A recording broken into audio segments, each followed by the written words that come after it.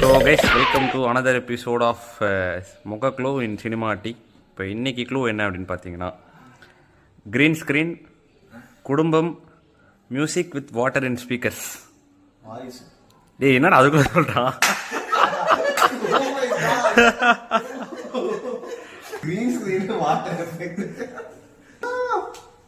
So first clue ஈஸியாக இருந்தாலும் டப்புன்னு சொல்லிட்டீங்க.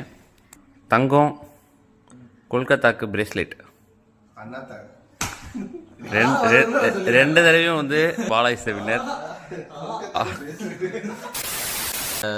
படத்தோட க்ளூ சொல்லுவேன், நீங்க கண்டுபிடிக்கணும். படத்தோட ஹீரோ வந்து 20 வருஷம் கழிச்சு அவர் வெளியே வருவார்.